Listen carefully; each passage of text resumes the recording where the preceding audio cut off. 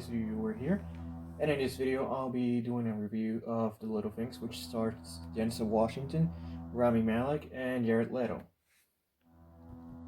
It tells a story about two police officers who are investigating a bunch of unsolved grisly murders, and they come face to face with an unhinged weirdo they suspect is the killer, and they begin to play a dangerous game of cat and mouse, which is taking a toll on the police officers. So I don't know what to say about this film, but I guess I'll start talking about the positives. Denzel Washington was great as usual. I mean, Denzel Washington is always a win in any film he appears in. Rami Malek was, I think, a standout of this film. Now, despite what a lot of people say that he was a miscast in his role, that he didn't actually portray the weariness, the desperation of the character. He was acting very sleepy throughout the whole film, which I disagree.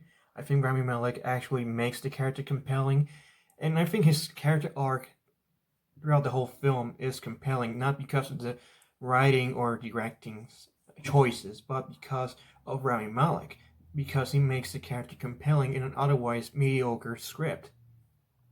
Because you actually feel the desperation, you feel the bitterness, you feel the hopelessness of this character just through his eyes only, and the way he speaks. You see him with this cocky tone throughout most of the film's first and second act. Then throughout the third, you see him. He's on the verge of breaking down. You can see it from his face. And any moment he's about to snap, his character is going on the same road that Denzel Washington's character was taking throughout the film, which is explaining the passage Denzel Washington's character went through similar stuff that Rami Malek's character is going through while investigating a murder case. And yeah, they're great. And Jared Leto, I'm gonna say Jared Leto was great in this film, even though I'm not a huge fan of Jared Leto, to be honest. And anyone can ask me if I'm not very fond of Jared Leto. Especially, I had respect for the guy, but I lost it after Suicide Squad. Not because of his acting, but because of his whole showy persona. Like, look at me. Look how edgy and cool my Joker's gonna be like, and I don't see him immersing the character. It's only him saying, look how I'm immersing in my character, instead of actually immersing in the character.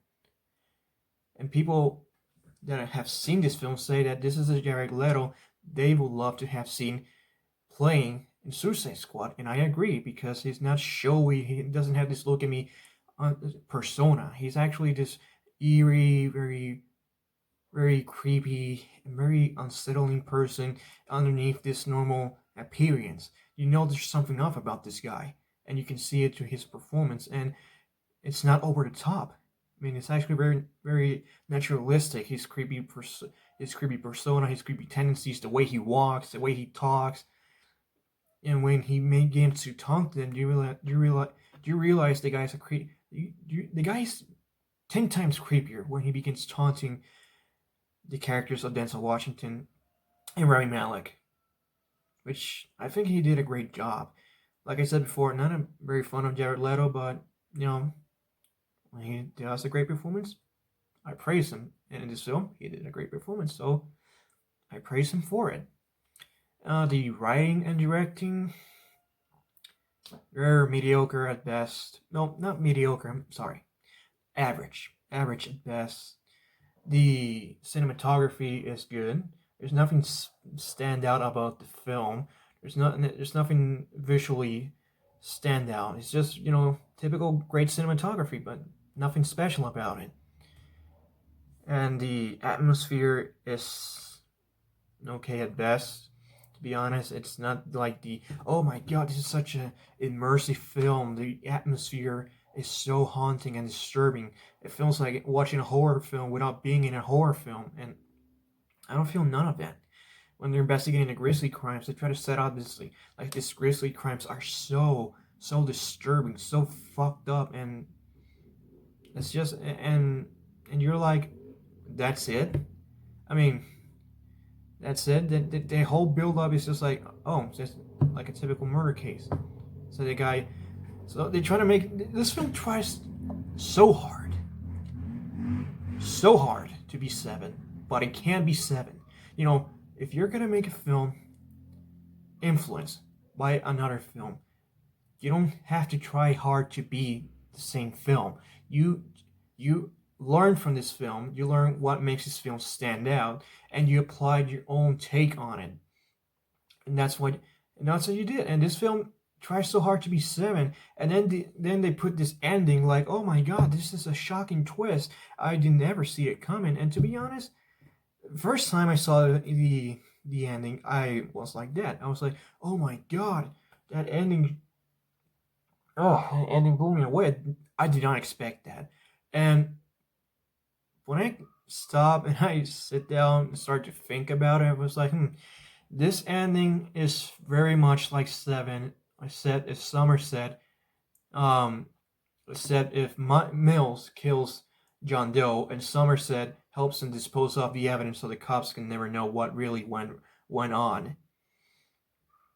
Because there's an actual alternate ending of Seven where Somerset kills John Doe in order to spare Mills from doing the deed, so John Doe can lose.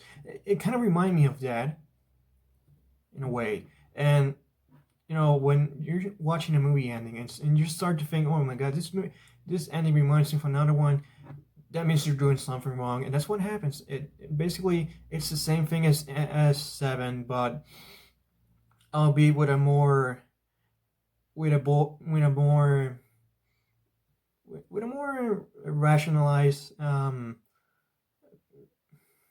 average take on it. And I thought the ending. I admire the end. I admire what they try to do with the ending, because throughout most of the film they try to build up the ending, like oh my god, throughout the themes, throughout. But to be honest, the whole build up to it is all shown to exposition to Denzel Washington's characters continuously saying it's all about the little things, all about the little things, all about the little things, and you're like, okay, I get it, I get it. The movie's called The Little Things. The main theme is about how the little things always led to a big breakout in the case and all that. I get it. But Jesus, they rub it all the time with the little things. And when I think of that for the ending, I was like, okay, I see what they try to do. I admire them. They try to take a different route towards the typical police procedure movie, but it worked kind of 50-50. It worked in a way. It works because it caught you off guard, but the more you think about it, and if you watch the movie Seven, you're like, this film tried to be Seven with a few different takes on it, but it didn't work. So yeah, that's it. That's all I have to say about The Little Things. It's an average film at best.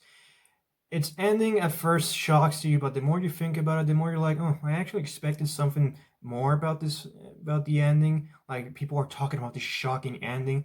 It's basically a similar ending similar to the Seven, except with a more mediocre take on it. And yeah, the performances were great. The cinematography is great. The direction it could be done better, and the writing as well. But overall, it's a great film to watch in order to be entertained. This isn't a film that will blow you away. This isn't a film that's gonna be, oh, this film is so deep, so philosophical. There's so many takes. There's so many takes you can find from this film. There's so many interpretations about the film's symbolism and all that. There's none of that. This is your average police procedural film, except with an ending that actually takes a detour from the average ending from all police procedures, and it's basically like a typical Denzel Washington film, except there's no popcorn thrill elements to it.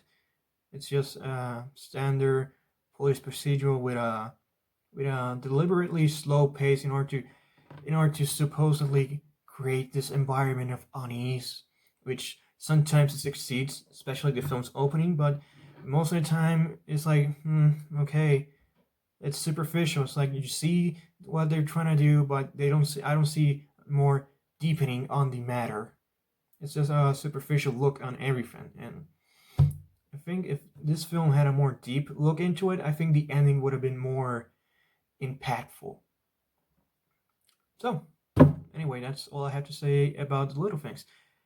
As usual, if you like this video, hit the like button and subscribe to my channel for more content like this. Also, the pages on my Instagram, Facebook, and Twitter accounts are gonna be on the description down below, so you can look for it and subscribe and follow them as well. And yeah, that's it. I'm the Lazy Viewer, and thanks for watching.